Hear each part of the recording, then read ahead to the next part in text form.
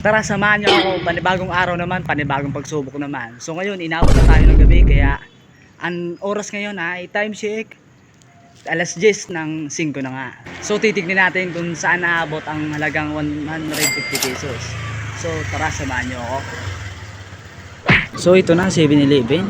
At papasok na tayo. At dito ay dali-dali na nga pumasok at titignan natin kung ano ang mabibili sa halagang 150 pesos. Kaya tara, samahan nyo ako. Hanap tayo ng mainom. Asan ba yung itong pile tea? Gusto ko yung pile tea, mga pres. So yun na orange, magkano to? 60 to.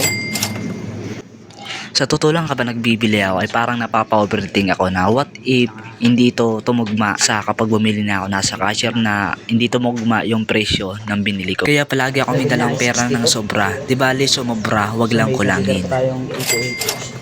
At dito ay lumalakad na nga ako at nakita ko nga napakaraming ang tao dito sa loob ng 7-Eleven at dito nga nakita ko na nakatitig sila sa akin kasi alam nila na nagbibideo ako.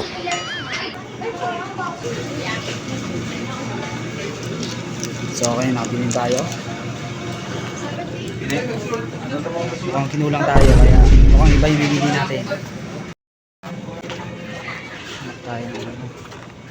Kasi nga dapat yung 150 pagkasahin natin. May natitira na lang tayo ng 43. Nasa 40 to. So may natitira pa tayo ng 3 pesos. So try natin kung magkano talaga lahat. Tara. So ito na nabili natin. Tignan natin kung kakasya. At dito nga nagulat nga ako kung magkano ang presyo kasi nga iba ang ini-expect ko.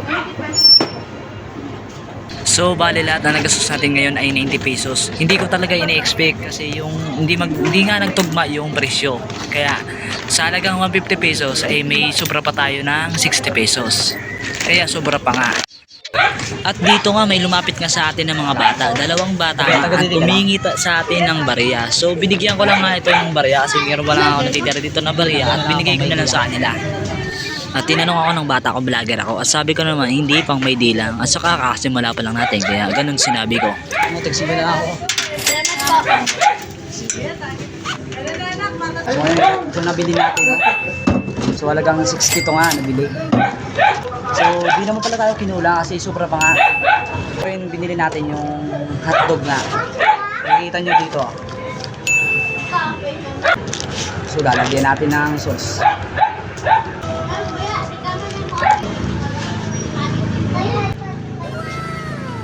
Mukhang masarap na to. Mukhang masarap to. So ngayon sisimulan na natin kumain nito. At titikman na nga natin.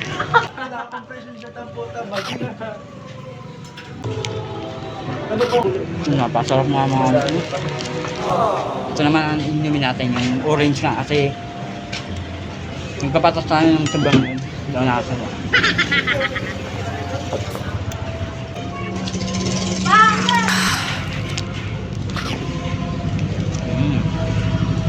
Sulit na.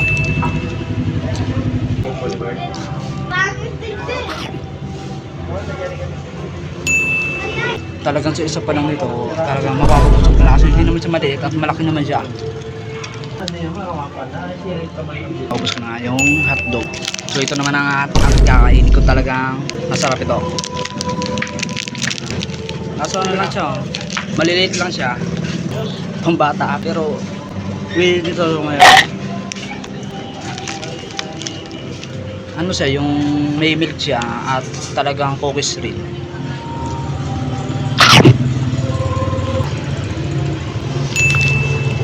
Malit lang pero talagang masarap din.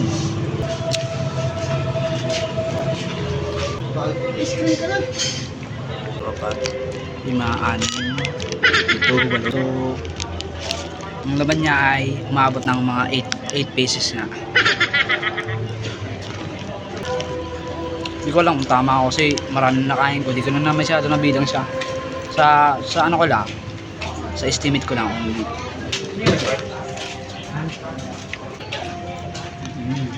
Dalawa na lang.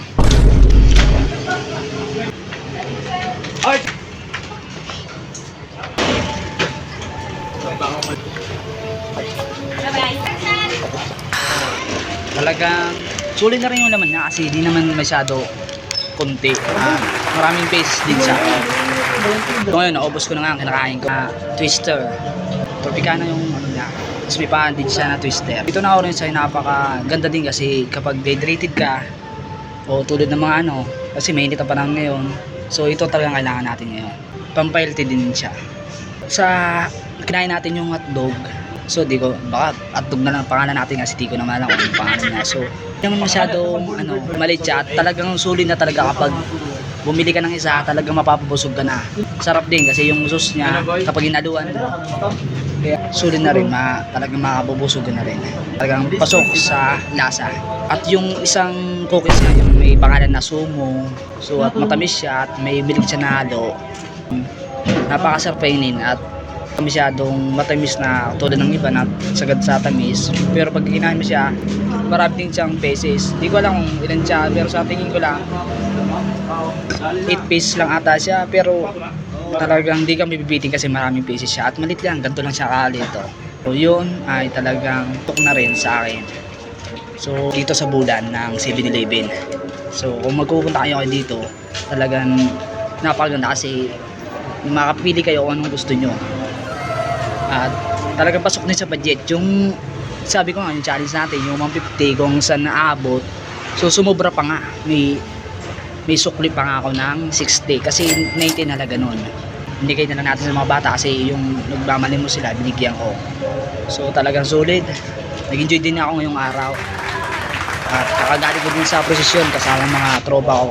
Nagtapos tayo ngayon sa oras ng 10:35. So dito na lang tatapusin natin. So hanggang sa muli, ingat kayo lagi.